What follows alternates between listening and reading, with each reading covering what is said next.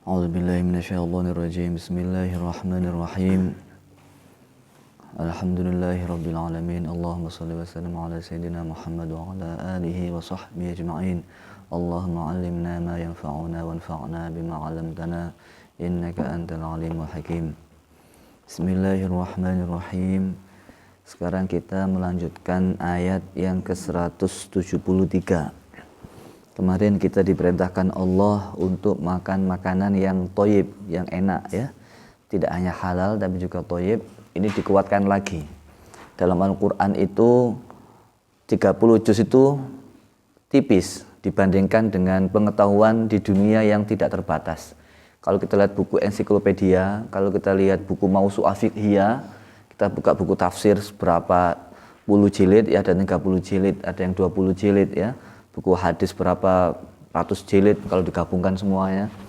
Itu Al-Quran ini adalah kitab satu yang mampu mengumpulkan semua informasi dan pengetahuan secara global universal yang bisa diterapkan oleh siapapun sampai kapanpun dan dimanapun. Itu kitabnya kan ringkas ya, segini aja, 600 halaman. Itu kalau sampai Al-Quran itu mengatakan satu hal yang berulang-ulang, pasti sangat penting sekali.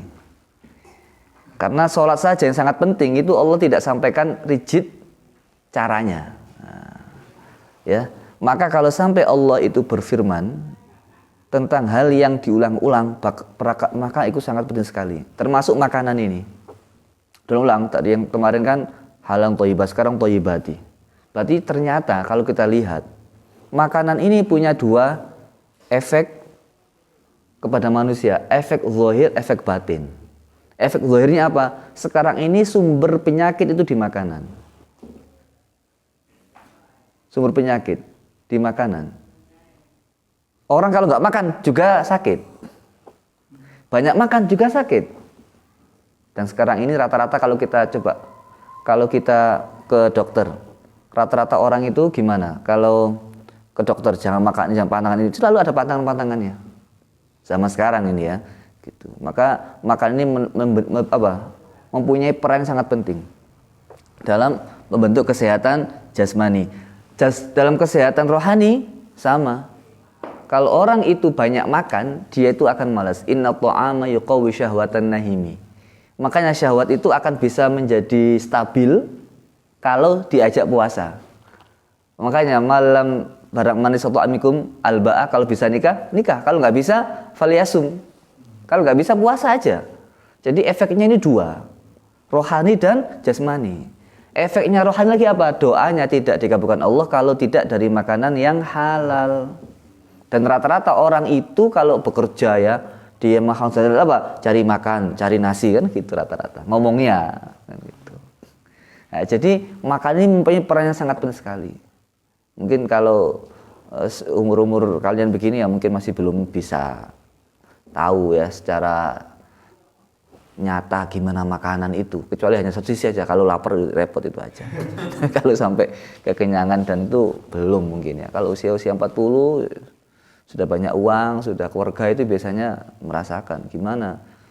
Meskipun nggak kaya pun saya orang-orang kalau sekitar itu kalau cerita tuh makan kacang nanti nggak bisa berdiri, yang makan daging nggak bisa bangun, yang makan ini nggak bisa ini, banyak. Bahkan orang yang nggak punya kolesterol, nggak punya diabetes pun asam lambung kena lagi. Gitu. Nggak kena asam lambung, dia kena apa? Ambien lagi kena. Gitu. Macam-macam orang itu.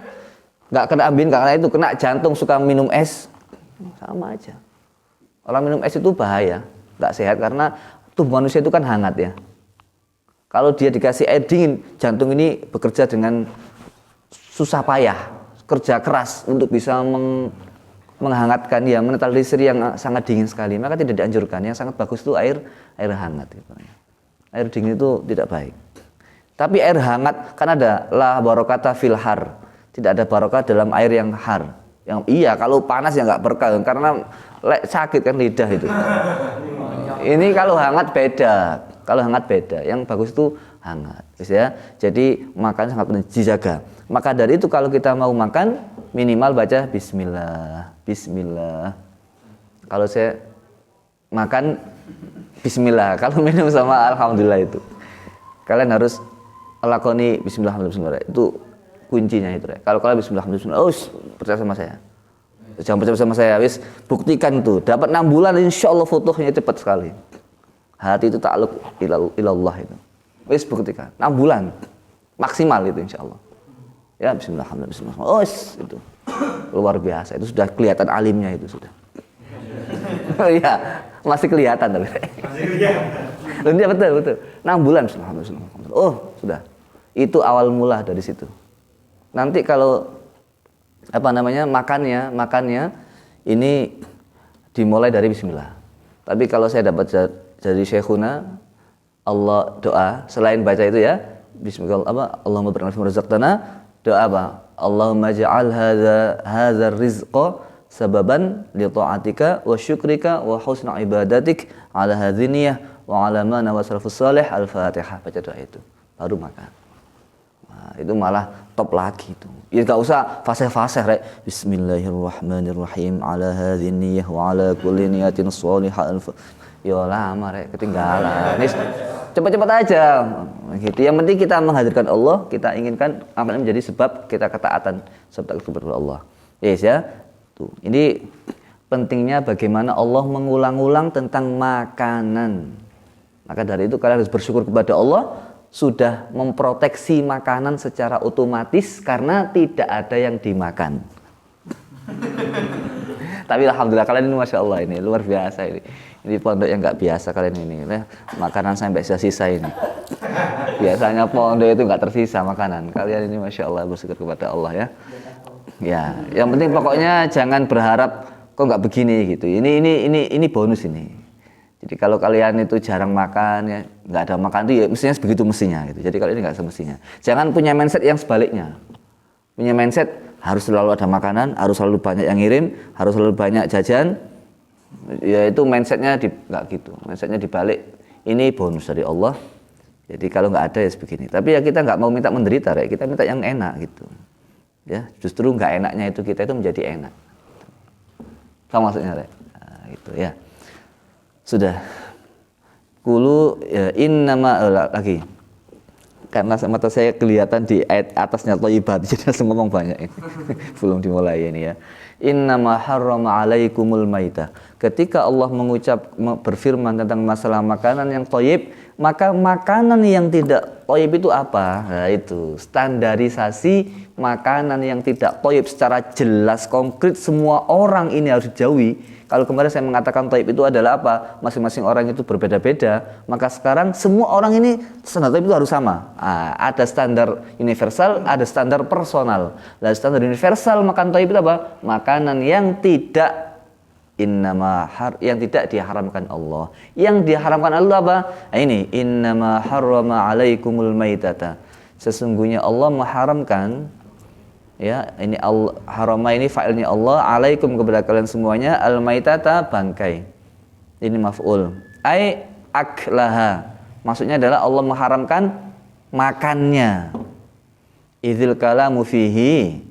Karena ucapan itu dalam masalah makanan. Kalam mubtada fi khobar ya. Wa kadza ma ba'daha.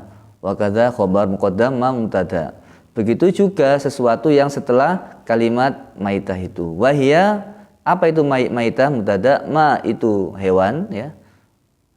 Khobar lam yuzakka yang tidak disembelih syar'an secara syar'i. Wa ulhiqa biha dan disamakan kepada bangkai bis sanati. Apa ini? Ma ubina min hayyin. Gitu ya. Bahasanya gitu ya. Wa ulhiqa biha bis apa ini? Sanati masa tahun. Bis masa bisin nanti. Gigi. Coba itu dilihat di Andika itu apa? Di wa ulhiqa biha bis sana itu artinya banyak. Sana itu juga artinya tahun, sana itu juga artinya paceklik juga bisa. Gigi. Iya, sinnatun bisa gigi emang. Cuma di sini artinya apa ini? Bis sanati. Ma ubina min hayyin. disamakan. Ulhiqa biha bis sinnati mungkin ya. Tapi sinna itu kan bukan termasuk bangkai sin itu ya. Wis ma ubina min hayyin. Oh, bis sunnati. Ya, berarti sunnah Rasul ya. Oh ya, enggak apa, betul itu. Wa ulhiqa biha bis sunnati. Dibuka aja enggak apa-apa. Dibuka terus saja bukunya itu sambil kalau enggak sama sampaikan. Bis sunnati ini fa'il, naibul fa'il. Enggak, naibul fa'il itu boleh dimasuki huruf jar. Wa ulhiqa biha bis sunnati. Dikiaskan, ulhiqa itu kan disusuli kalau bahasa Jawanya ya. Kalau bahasa Indonesianya ya disamakan gitu. Bukan disamakan, di apa? Di situ apa? Ya berarti disamakan. Dia berarti benar ya. Sebenarnya yang lebih pasti bukan disamakan, ngikuti gitu. Ngikuti yang sama, disamakan, disamakan dari bangkai itu apa? Dengan bangkai itu apa? Dengan bangkai itu apa? Sesuatu hewan-hewan yang apa? Hewan-hewan yang diharamkan Allah dalam sunnah. Dalam sunnah. Jadi disamakan bangkai itu hewan-hewan yang diharamkan dalam sunnah, berarti tafsirnya begitu, bis sunnati dalam sunnah. Ma'ubina min hayyin, sesuatu yang abana yubinu, ubina yang dijelaskan ya, dari hewan yang hidup. Gitu be, sama ya. Ma'ubina yang dijelaskan.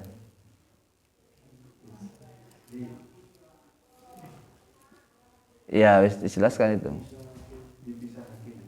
Dipisahke. Ma'ubina sesuatu yang dipisahkan. Oh iya, enggak apa betul itu. Ma'ubina sesuatu yang dipisahkan. Min hayyin, dari binatang yang hidup. Jadi kalau ada binatang hidup kok dipotong kupingnya, maka kupingnya menjadi bangkai. Ada binatang dipotong kakinya menjadi bangkai. Itu sesuatu yang dipisahkan dari hewan yang hidup, ma'ubina. Berarti ada kalimat aban itu bermakna memisahkan ya. Itu juga baru menurut saya. Wa khusso minha, dikhususkan minha dari bangkai, as-samaku naibul fa'il, as-samaku apa? Ikan. Wal jaradu, dan belalang. Waddamu, waddama, nah ini maf'ulnya, maf'ul kedua, bukan maf'ul atof. Sudah berbeda lagi ya. Yang dimaksud dengan maitah ini apa? Yang dimaksud dengan maitah ini adalah bangkai. Dan bangkai itu sesuatu yang terpisah dari hewan yang hidup. Aman, bawa keluar. Ya. Terus kemudian wadama yang diharamkan Allah itu apa lagi? Darah. Darah ini jadi yang diharamkan Allah itu apa? Bangkai dan darah. Ai al-masfuh. Darah mafsuh kok. Audama masfuhan gitu ya. Qul la ajidu fima uhiya ilayya muharraman ala ta'imi yat'amuhu illa ayyakuna maitatan audamam masfuha. Masfuha. Di sini berarti keliru salah cetak ini. Ini mafsuh kan ya? Berarti masfuha. Dalam Al-Qur'an surat Al-An'am. Illa ayyakuna maitatan aw damam masfuha. Ini kalau enggak hafal Quran ini enggak bisa ini. Atau sering baca Quran enggak bisa. Apa itu masfuha? Gimana be di situ be? Masfuha juga? Ya, yang dialirkan. Nah, perhatikan. Jadi di sini yang diharamkan itu apa? Bangkai. Dan yang kedua adalah darah. Nah, perhatikan, saya mau terangkan dulu maitah dulu ya. Ini kita maunya sedikit tapi pembahasannya agak banyak. Kita singkat, sesingkat yang bisa kita lakukan ya. Kalau bisanya 2 jam jadi 1 jam, kalau 1 jam jadi setengah jam gitu ya. Jadi maitah itu bangkai. Nah, di sini kita ini tidak bisa memahami Al-Quran hanya dengan satu ayat. Buktinya darahnya dimaksud apa? Darah ini darah yang mengalir, bukan setiap darah. Contohnya gini, kalau kita masak misalkan ya, masak ayam, kok masih ada darahnya di dagingnya, itu nggak ada masalah. Hadis sahih itu mengatakan Sayyidah Aisyah itu masak wa ta'lu safrah. Jadi atasnya air itu kuning-kuning dan bahkan itu ada darahnya, darah yang masih ada, karena ada darahnya, jelas itu hadisnya itu. Karena bekas pengaruh darah, nggak ada masalah. Yang dilarang itu masfuha, darah yang mengalir. Jadi darah mengalir ditadai begini, lalu direbus atau tidak boleh. Tapi kalau darah yang tidak bisa dihindari masih nempel, nggak ada masalah. Bang Sayyidah Aisyah pun ketika masak darahnya naik ke atas itu. Nah, yang penting nggak boleh habis motong ikan lalu kemudian dibalur dengan darah, itu baru nggak boleh. Tapi kalau darahnya masih nempel ya, kan ada itu, nggak ada masalah. Nah, termasuk ayam itu kadang ada ayam itu kadang-kadang ada darah-darah yang nempel, nggak diambil, yang nggak ada masalah itu. Itu karena nggak bisa dihindari.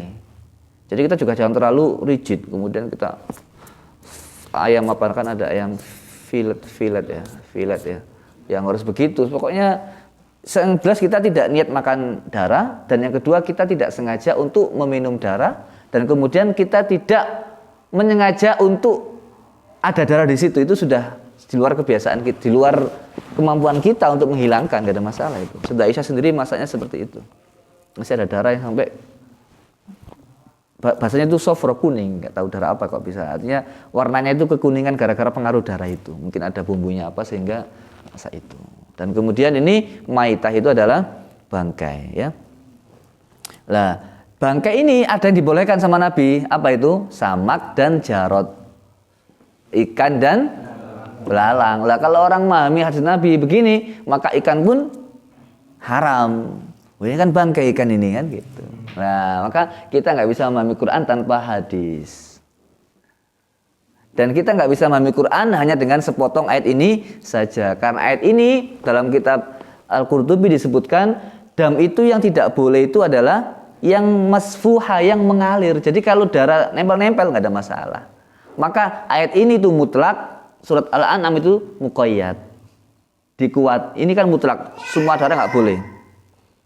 Oh, nggak semua darah, yang nggak boleh itu yang mengalir loh. Kalau nempel-nempel nggak apa-apa itu. Sepakat ulama itu mengatakan darah itu haram, sepakat ini. Tapi darah yang mengalir, kalau darah yang nempel-nempel itu tidak ada masalah. Sesuatu yang nggak bisa dihindari. Wes ya. Sekarang yang diharamkan lagi apa? Kama fil an'am. Ini juga kalau nggak ngerti kalau dia ini nggak ahli tafsir betul atau nggak ahli Quran, kama fil an'am, sebagaimana di hewan-hewan yang punya kaki 4 itu. Nah, ini kan capek. An'am kan surat kan gitu. Nah, ini juga penting, Rek. Kalau kalian ngaji sendiri nggak paham, atau orang yang ngaji hanya mengandalkan makna jenggotan kayak yang dipegang B itu ya capek. Itu apa? An'am itu surat An'am gitu ya? Surat An'am. Oh ya, bagus, penerjemahnya ahli berarti. Walahmal khinziri, dan daging babi. Khusul lahmu ya, khusul lahmu dikhususkan daging, penyebutan daging li'annahu izamul maksudi, karena laham itu apa? Daging itu sesuatu yang dituju yang utama. Meskipun jangan sampai dalam Al-Quran kan yang diharapkan itu dagingnya babi, berarti tulangnya nggak apa-apa, itu nggak boleh. Berarti lemaknya nggak apa-apa, ini ya salah lagi. Berarti itlaqul juz wa iradatul kul, menyampaikan bagian tapi yang dikehendaki seluruhnya. Seperti dalam Al-Quran apa? Ada lagi yang sebaliknya, itlaqul kul wa iradatul juz. Apa dalam surah Al-Baqarah? Ya ja'aluna asabi'ahum fi adhanihim. Menjadikan semua jari-jarinya masuk ke telinga, nggak mungkin, nggak bisa muat. Nah, maksudnya itu adalah sebagian jari. Ya ja'aluna asabi'ahum fi adhanihim. Apa itu kok kayak gitu? Minas sawa'iqi hadarul maut. Ya, takut mati sampai kan nggak muat semua jari. Asabi'ahum. Tapi yang dimaksudkan sebagian jari. Contohnya lagi, waruka'u ma'ar raki'in, menyebutkan juz iradatul kul. Ruku yang disebutkan tapi sholat yang dimaksud. Gitu. Jadi ilmu nih nggak iso ngawur. Lah orang sekarang itu masya Allah ya, modal paket data sama streaming sama kabel data ya cukup wis. Langsung ini hati-hati. Kita harus seleksi dalam memilih ulama yang kita jadikan panutan ya. Dua dalam ahli hadis kan dua. Ulama itu dua syaratnya apa? Punya ilmu, adil sama dhobit. Adil itu apa? Selamat dari kefasikan dan hal-hal yang bisa menjatuhkan harga dirinya. Dan yang kedua, dhobit itu apa? Cerdas. Nah, jadi kalau pilih ulama itu yang cerdas, yang pinter gitu. Nah nggak pinter kok dia fatwa ngawur gitu. Atau dia pikirannya belum teruji. Nah, gitu. Maka harus teruji dulu pikirannya ini. Meskipun nggak selalu pikiran jadikan acuan ya. Sudah. Wa ghairuhu taba'un lahu, mubtada taba'un khabar. Wa ghairuhu selain daripada laham, daging itu mengikuti daging. Jadi yang diharapkan juga lemaknya juga. Wa ma'uhilla dan sesuatu hewan, ini mahal nasab ya. Maf'ul. Uhilla yang disembelih bihi dengan hewan itu ini naibul fa'il. Li ghairillah selain atas nama Allah. Termasuk nyembelih hewan tidak karena Allah apa? Karena jin, karena itu ya sesembahan, sesajen. Ya, itu termasuk. Ai zubiha ala ismi ghairihi, disembelih atas nama selain Allah. Jadi bukan bismillah tapi bismi apa gitu. Ya. Bismi apalah itu. Atas nama siapa? Kenapa kok dikatakan ihlal? Ihlal itu kan disembelih, kok bukan wama zubihan gitu.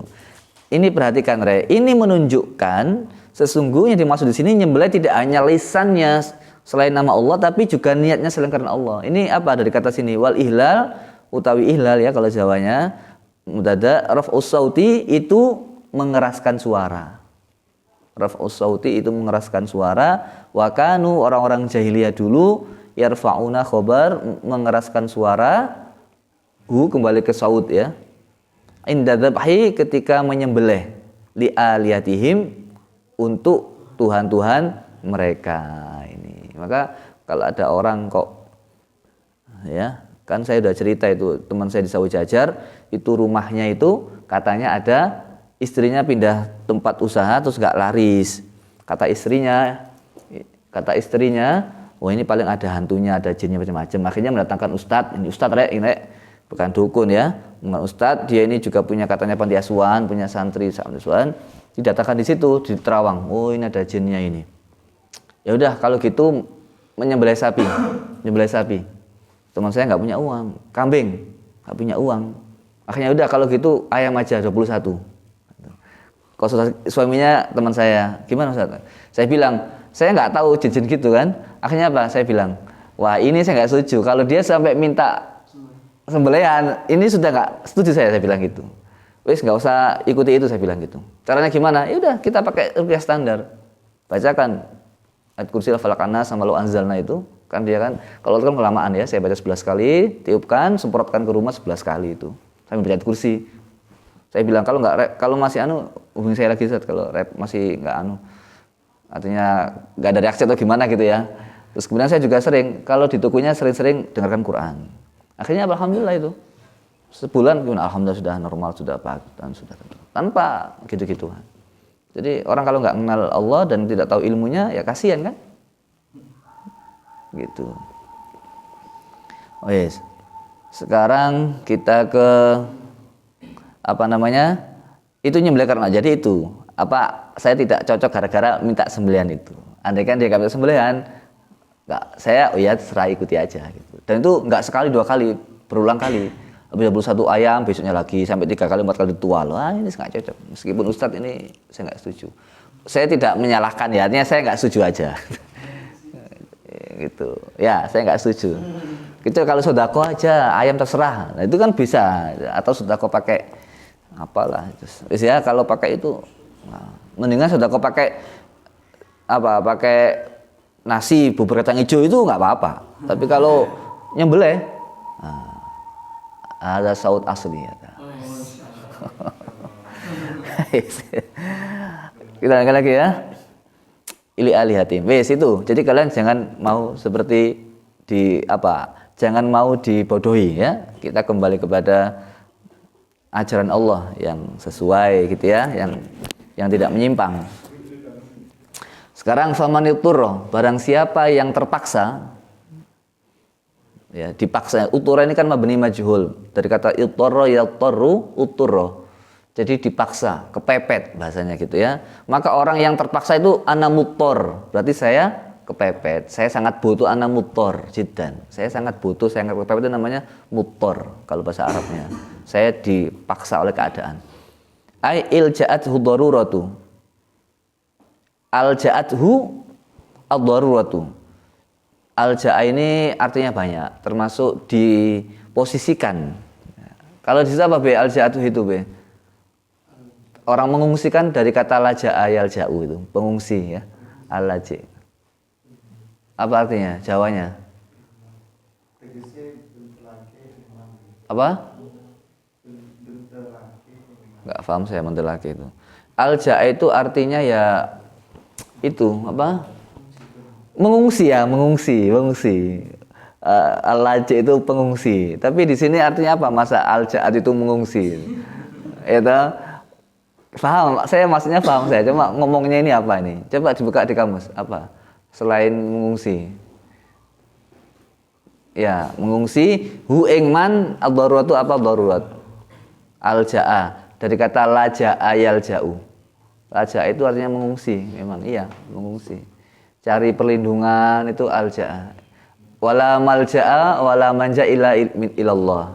Wala malja'a itu tidak ada tempat mengungsi. Tidak ada tempat mengungsi itu malja'a. Wala manja tidak ada tempat yang selamat.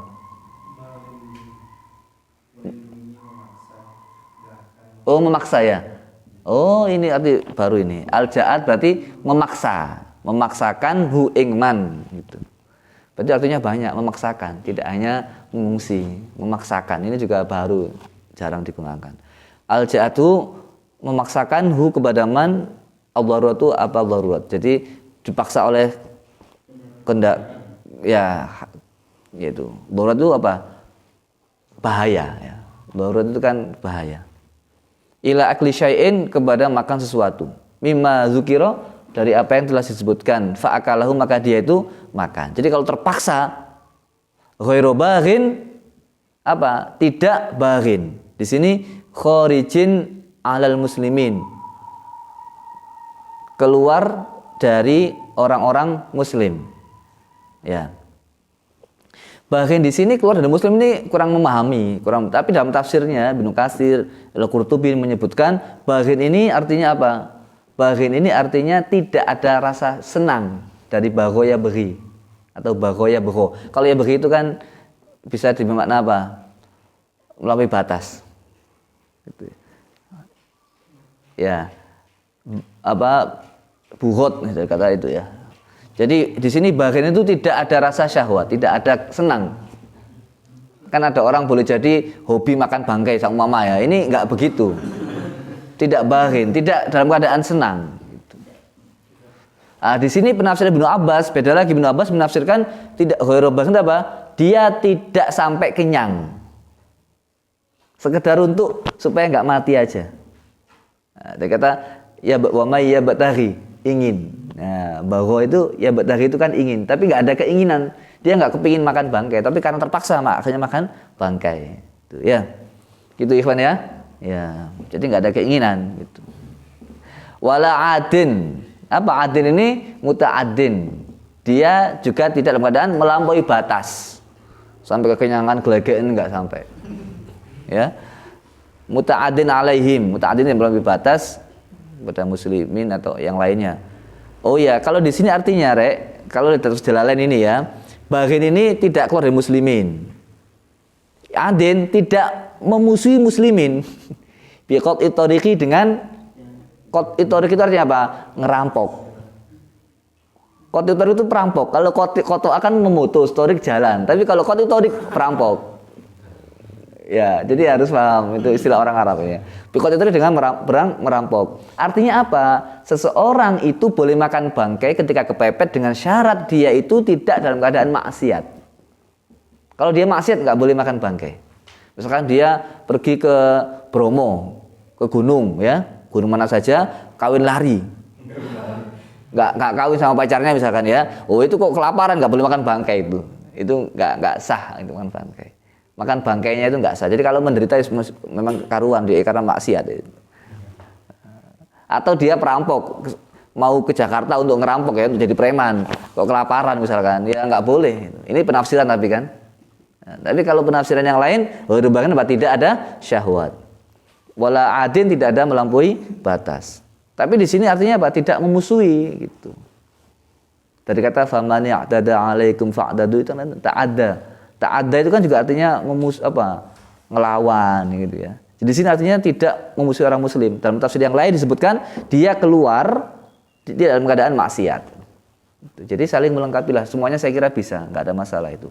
Karena Al-Qur'an memang mempunyai tafsir yang tidak terpaku oleh kalimat redaksi. Karena bahasa Arab juga punya banyak makna tadi. Ya, nggak apa-apa dia itu makan bangkai, yang penting dia tidak punya rasa syahwat, nggak kepingin, nggak sampai kenyang, atau yang ketiga penafsirannya dia tidak dalam keadaan maksiat. Nah, itu ya, maksiat. Misalkan dia berlayar, kemudian makanannya jatuh ke laut, tapi dia maksiat, nggak boleh makan bangkai. Tapi bangkai mana yang dimakan? Nggak ada bangkai di laut. Ya, kalau di hutan misalkan ya, itu. Fala isma alaihi, maka tidak ada dosa baginya fi akli dalam makannya. Innallaha ghafurun, sesungguhnya Allah itu maha mengampun li auliyaihi kepada kekasih-kekasih Allah, rahimun juga maha penyayang. Jadi tidak ada dosa ini sudah jelas. Tapi ada yang ngomong begini, saya pernah mendengar orang ngomong begini, makan bangkai itu nggak boleh, boleh kalau terpaksa. Tapi tetap dosa katanya gitu. Loh ya apa sih, nggak bisa, sudah jelas fala itsma. Iya, saya pernah mendengar itu. Tetap nggak ada dosa, katanya dosa tetap ada, cuma bisa hilang dengan minta istighfar sama Allah. Ya enggak, sudah nggak ada dosa, jelas itu mah nggak ada dosa. Boleh tapi boleh tapi berdosa, itu kan aneh. Nah, ini penafsiran model apa lagi? Nah, makanya ini ada aja orang-orang itu ngomong nggak jelas tuh, ya. Nah itu. Ada lagi makna Fir'aun itu masuk surga karena dia itu amantu annahu la ilaha illallah, amantu billadzi amantu bi banu Israil gitu kan. Ya kan? Kan Fir'aun kan sebelum mati ngomong begitu, amantu billadzi amanat bihi banu Israil. Fir'aun itu masuk surga karena dia itu beriman. Nah, enggak coba. Ini kan ngawur. Al-ana wa qad asaita min qablu wa kunta minal mufsidin. Fal yauma najika bi badanika litakuna min khalfaka ayah. Jelas tuh. Oke lah itu masih samar kan? Masih samar kan itu kan masih umum. Apa dalam Al-Qur'an surat yang lain tuh? Falamma nasu ma dzukkiru bihi fatahna abwaaba kulli syai'in hatta idza farihu bima utu akhadnahum baghtah wa hum mublisun. Ada lagi itu. Falam yaku yanfa'uhum imanuhum lamma ra'au ba'sana. Jelas itu. Iman mereka itu sama Allah enggak ada nilainya ketika mereka melihat siksa Allah. Dan Fir'aun itu ketika beriman itu melihat siksa Allah. Loh ini sekarang tuh banyak orang-orang itu cari sensasi itu. Hanya dengan satu ayat. Tapi dia lupa ini. Falam yaku yanfa'uhum imanuhum. Imannya enggak manfaat. Kapan? Lamma ra'au ba'sana. Ketika sudah melihat siksaku nyata di depannya. Loh. Di depan saya dosen ngomong gitu sama saya di depan saya. Tak bantah dengan kalimat itu tadi. Falam yaku yanfa'uhum imanuhum. Dia makanya. Kalau enggak saya bantah jadi dia jadi buku itu. Sekarang dosen itu enggak macam-macam orang itu punya sedikit langsung masuk itu. Langsung jadi ide kan gitu. Ada tulisan saya baca barusan itu. Santri dibilang hebat kalau banyak mengutip kitab. Mahasiswa hebat kalau punya pikiran sendiri. Karena kalau ngutip kitab dianggap plagiat. Gitu. Nggak ada hal yang baru. Cuma kita kan ya nggak dua-duanya hebat lah. Kita bisa berpikir karena ijtihad itu nggak tertutup ya. Dan yang kedua kita juga harus mengutip supaya kita itu tidak bisa melepaskan diri dari akar dasar keilmuan ulama-ulama terdahulu. Wis, kita lagi. Selanjutnya, ya terakhir ini ya. Itu ya, jadi nggak ada dosa. Terus kemudian Masruk ya, ulama yang namanya Masruk dinukil Ibnu Katsir juga, dinukil juga oleh Al-Qurtubi. Ini juga dalam kitab-kitab tafsir yang lain juga banyak ini bisa dicek itu. Biasanya kalau dalam 2 kitab tafsir dinukil, kitab tafsir yang juga menukil gitu. Dari Imam Masruk namanya. Beliau mengatakan kalau ada orang kok kelaparan, dia nggak mau makan bangkai, maka dia kalau mati masuk neraka. Ini perintah, ini azimah bukan rukhsah katanya. Orang kelaparan, kok nggak makan bangkai, maka dia kalau mati masuk neraka. Tapi dalam tafsir Al-Qurtubi itu illa ya'fullah, kecuali Allah memaafkan, ya pasti. Jadi ini adalah azimah bukan rukhsah. Tapi kalau begini, nah ini penting, Rek. Ini jangan ngantuk, harus sampai selesai ya, supaya nggak salah paham. Kalau ada orang dia itu nggak ada makanan, lalu ada bangkai. Sama ada punya orang, milih mana? Lebih baik mencuri daripada makan bangkai. Ini sudah jelas, sudah hadis Nabi juga. Lebih baik mencuri daripada makan bangkai.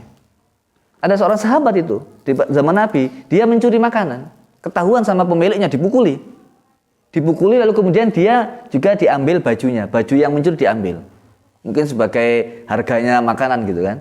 Kata Nabi, kenapa enggak kau kasih makan aja kalau dia itu lapar? Kalau dia bodoh, kenapa enggak engkau kasih tahu aja, enggak kau ajari aja? Akhirnya dia dikembalikan lagi bajunya sama sahabat tersebut. Jadi kalau ada enggak makan, itu lebih baik daripada makan bangkai. Gitu. Tapi mencuri untuk makan hari itu aja, saat itu juga. Jangan mencuri kemudian 1 karung beras. Makan apa adanya. Ya, itu. Kalau kita kan nggak ada mencuri, tulis saja ngebon gitu. Kalau di kantin misalkan tulis ada di buku, saya belum bayar sekian di kantin sama mama. Gitu. Lalu kemudian kalau sudah punya uang bayar. Gitu. Paham ya? Nah ini, jadi kalau ada orang, ini penting, ilmu itu penting. Jadi kalau kalian itu kelaparan, biar saya lapar karena Allah, nggak makan apa-apa, mati neraka itu. Kenapa? Karena dia nggak berilmu. Kenapa nggak berilmu? Karena dia tidak ikut kajian tafsir. Dia BSN ya. Itu. Ini penting. Penting, Re. Jadi jangan sok-sok biarkan saya mati nggak mencuri karena menjaga agamaku ya. Bodoh itu. Mati konyol. Makan curi itu untuk makan tapi Re. Ini hadis sahih itu. Ya, hadis itu. Qawi jiddan syaratnya, Ibnu Majah rawinya. Dalam kitab Ibnu Majah, wa isnadu qawi jiddan. Paham ini ya? Jadi kalian enggak apa-apa itu. Jangan sok-sok kemudian saya punya teman, Masya Allah, saya punya teman di Syria, Rek. Tapi enggak mati sampean. Dia ini konklusion ini. Ini sudah berapa menit, Rek? 40 menit ya. Udah, supaya kalian ini tahu saja, ini motivasi buat kalian ya. Gimana sebuah ilmu itu butuh perjuangan dan pengorbanan. Teman saya sekarang jadi kiai besar. Dia ini kalau pagi kan tasbih sama Syekh Mahir pagi itu. Kita kan di asrama, makan harus jam 6 sampai 7 lah. Nggak bisa lebih dari itu. Kalau lebih nggak bisa makan. Nah dia ini nggak makan karena ngantri tasbih tadi. Dia lebih minta tasbih daripada makan. Akhirnya nggak makan sampai pingsan dia. Dan dia nggak minta sama orang. Nggak mau minta-minta. Dia milih pingsan aja. Tapi kan siang makan, zuhur makan, malam makan. Nah, sampai segitunya. Jadi daripada makan saya tasbih aja. Oh gitu, Rek. Jangan sebaliknya. Ini perjuangannya dapat dia. Ya artinya makan kan nanti bisa. Ini contoh aja, kasusnya bisa dikiaskan yang lain-lainnya gitu. Bisa yang lain-lainnya. Gitu. Teman saya banyak juga ada mahasiswa juga di Syria. Ketika liburan ya, sebelum ujian kan libur itu di Syria itu. Sebelum ujian itu libur untuk belajar. Yang lainnya mungkin jalan-jalan ke pantai atau enggak pas mau ujian lah, jalan ke pantai kemana-mana lah gitu dia. Yang santri ini, yang mahasiswa ini enggak ikut jalan-jalan, dia belajar di kamar supaya khawatir enggak lulus ujian. Akhirnya apa? Ketika dia lulus, ya Allah, saya mau hiburan darimu ya Allah, jalan-jalan luar negeri. Gitu. Minta sama Allah hiburan dia. Karena waktu itu yang lain hiburan, dia tidak liburan. Dia belajar kepada Allah. Allah ganti. Allah ganti gimana? Wah, akhirnya Syria itu semuanya rata-rata ada undangan ke Iran, untuk menjadi pembicara kan gitu ya. Ternyata yang syaratnya untuk bisa mewakili harus lulus ujian dulu. Ternyata banyak nggak lulus. Akhirnya santri tersebut yang lolos mewakili. Oh, jalan-jalan ke Iran seminggu rek. Gitu, gratis.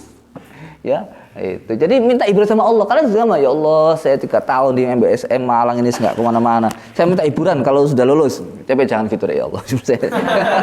Yang baik ya Allah tadi. Saya udah bosan ya Allah, minta dihibur ya Allah. Nanti Allah yang hibur dengan caranya Allah sudah. Buktikan. Bila kaifin apa? Bima syi'ta wa kaifa syi'ta. Dengan cara bagaimana dan apa. Bima syi'ta wa kaifa syi'ta. Gitu kalau minta itu bima syi'ta wa kaifa syi'ta. Wa kaifa itu bagaimana, ma itu apa? Apa. Itu minta sama Allah. Ya Allah, saya minta ibadah Allah kalau sudah hafal 30 juz ya Allah. Saya bosan di sini. Itu. Ya, tapi balik lagi. Saya kira demikian, mudah-mudahan manfaat gitu ya. Manfaat, kita tutup dengan ibadallah. Ibadallah, ibadallah.